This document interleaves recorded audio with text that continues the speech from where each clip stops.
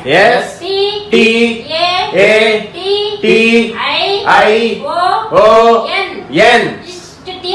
कौन है ये लोग, कहां से आते हैं? कितनी वैकेंसीज देनी चाहिए, मुझे कितना खाना खाना चाहिए, मैं कितना काम करूं। सो हेलो दोस्तों, दिस इज जॉन्स बॉन्ड, आपके अपने चैनल लर्न एनीथिंग में स्वागत है। आज हम डिस्कस करेंगे हाउ मच और हाउ मैनी के बारे में, इसका यूज़ क्या होता है। और वीडियो को शुरू करने से पहले दोस्तों हम आज का विचार जानेंगे। आज का विचार यह है कि if you don't ask you don't get. इसका मतलब यह है, अगर तुम पूछोगे नहीं तो तुम्हें मिलेगा नहीं।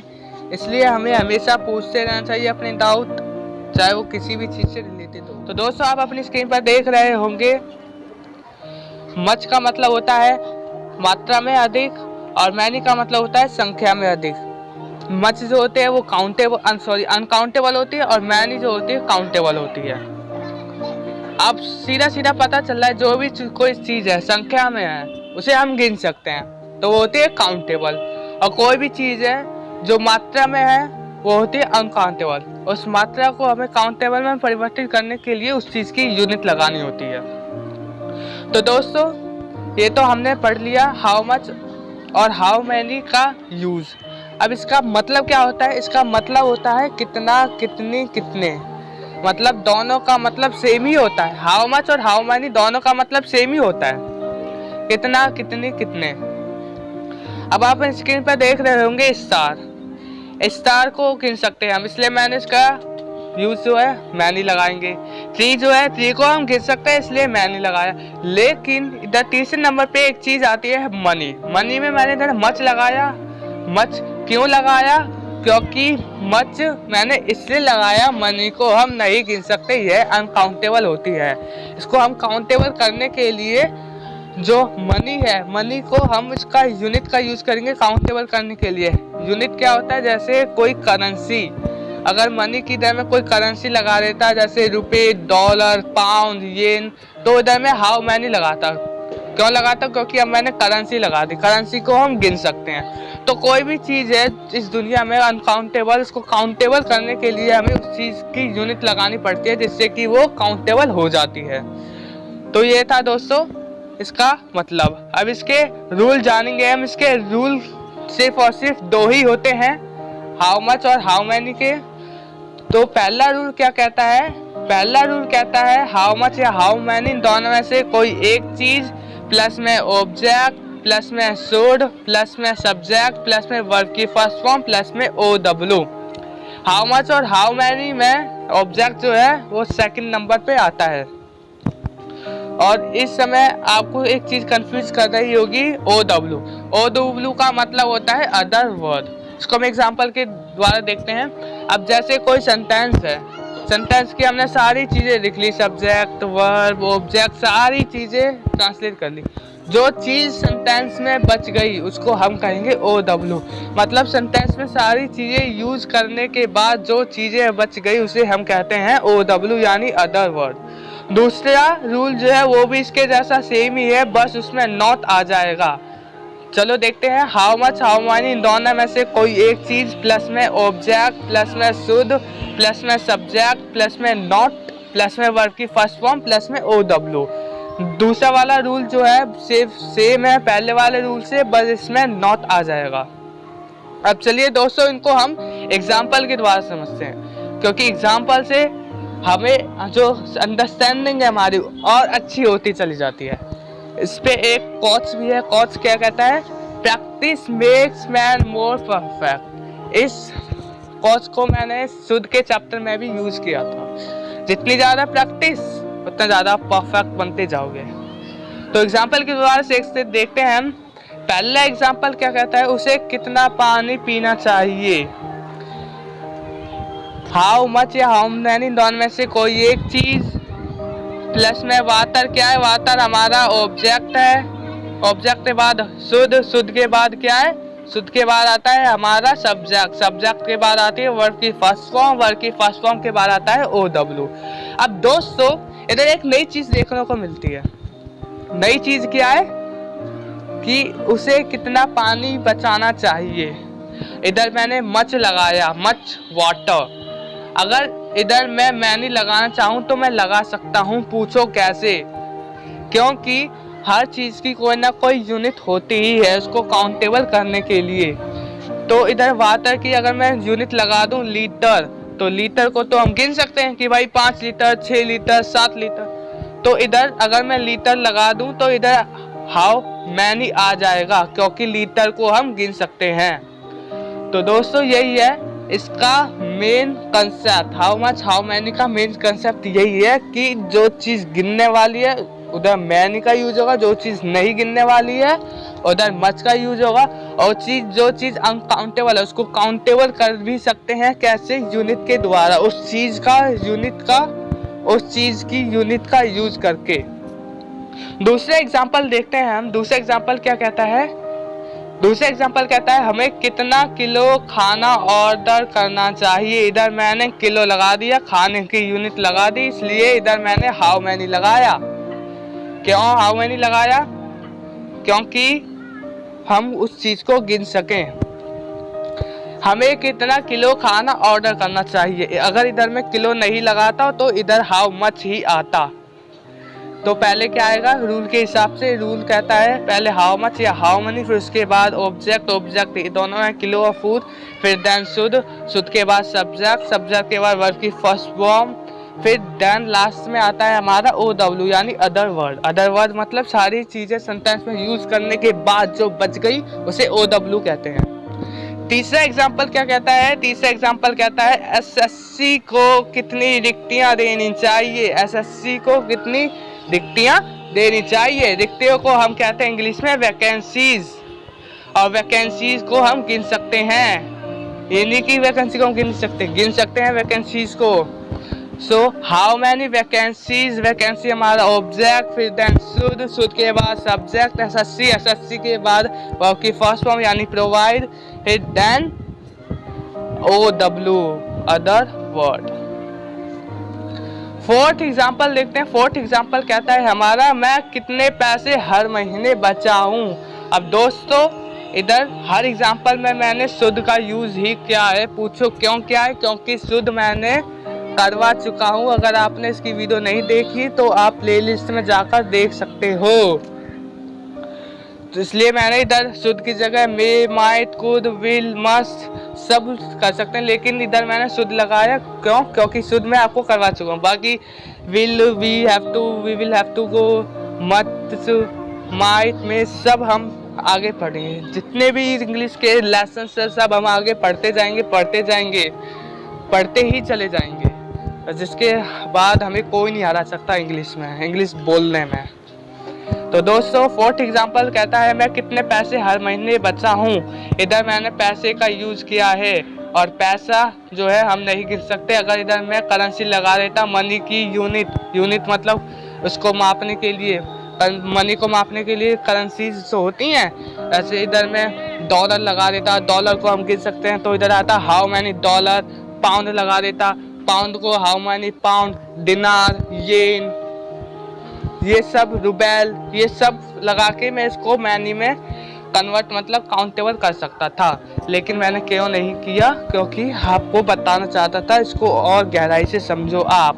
क्योंकि अगर कोई भी चीज़ अनकाउंटेबल है उसको हम काउंटेबल कर सकते हैं, किसके द्वारा? यूनिट्स के द्वारा। पांचवा एग्जाम्पल क्या कहता है हमारा? पांचवा एग्जाम्पल कहता है मुझे कितने चीज़ नहीं खरीदने चाहिए। चीज़ जो है अगर इसमें चीज़ को मापने की, जैसे कि किलो, मुझे कितने किलो चीज़ नहीं खरीदनी चाहिए। इधर मैंने किलो नहीं लगाया तो इसलिए हाउ मच आया। अगर मैं इधर किलो लगा देता तो हाउ मैनी भी आ जाता। तो दोस्तों रूल हमारा पांचवा जो है, रूल सेकंड जो है क्वेश्चन से रिलेटेड है। रूल सेकंड क्या कहता है? हाउ मच या हाउ मैनी दोनों में से कोई एक चीज़, फिर देन ऑब्जेक्ट के बाद शुद्ध के बाद सब्जेक्ट के बाद नॉट के बाद वर्ब की फर्स्ट फॉर्म के बाद OW। ये रूल सेकंड बिल्कुल ऊपर वाले रूल जैसा ही है, बस इसमें नॉट आ गया और बाकी सारी चीज़ें सेम है। तो चलो इसको देखते हैं हम। मुझे कितने चीज नहीं खरीदने चाहिए। अगर मैंने किलो लगा देता तो मैंने भी आ जाता, क्योंकि अब हम गिन सकते हैं चीज को किलो के कितने, 5 किलो, 6 किलो, 10 किलो, 20 किलो। तो मुझे कितने चीज नहीं खरीदने चाहिए। पहले चीज हाउ मच या हाउ मैनी, हाउ मच है क्योंकि हम चीज को नहीं गिन सकते। अगर गिनना हो तो हम इसकी यूनिट्स लगा देते, जैसे किलो लगा दिया तो हम गिन सकते थे, लेकिन इस सेंटेंस में हम नहीं गिन सकते। तो हाउ मच चीज शुड ही नॉट बाय, इधर एक चीज गलती हो गई, सॉरी, इसके लिए मैं आपसे माफी मांगना चाहूंगा। इधर सेंटेंस में मैंने मुझे लगाया, मुझे का मतलब होता है आई, लेकिन इंग्लिश करते हुए मैंने इसका यूज ही में कन्वर्ट कर दिया। तो सॉरी इसके लिए, ये रहा ही आपको दिख रहा हो तो इसके लिए मैं माफी मांगना चाहूंगा। आप इधर सेंटेंस में आई लगा देना। हाउ मच चीज शुड आई नॉट बाय, मुझे कितने चीज नहीं खरीदने चाहिए। लोगों को कितना खाना बर्बाद नहीं करना चाहिए। इस सेंटेंस में भी एक नई चीज पता चलेगी हमें। हाउ मच फूड, मच लगाया मैंने, मच। अब इसको देखते हैं, हम डिलीट करते हैं। हमें कितना किलो खाना, इधर मैंने हाउ मैनी लगाया। क्यों लगाया हाउ मैनी? क्योंकि इधर मैंने किलो भी लगा दिया, उस चीज को मापने की यूनिट भी लगा दी मैंने किलो।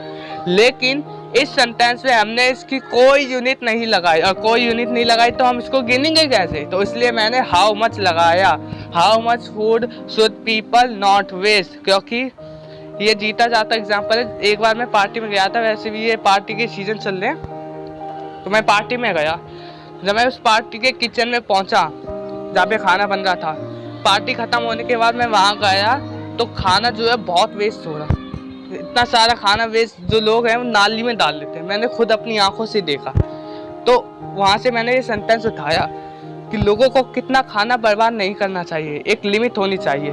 लेकिन लिमिट जो है लोग भूल गए, खाना बहुत वेस्ट होता है, बहुत। और एक फैक्ट ये भी है कि इंडिया में जो है आधे से ज़्यादा लोग एक टाइम का ही खाना खा पाते हैं।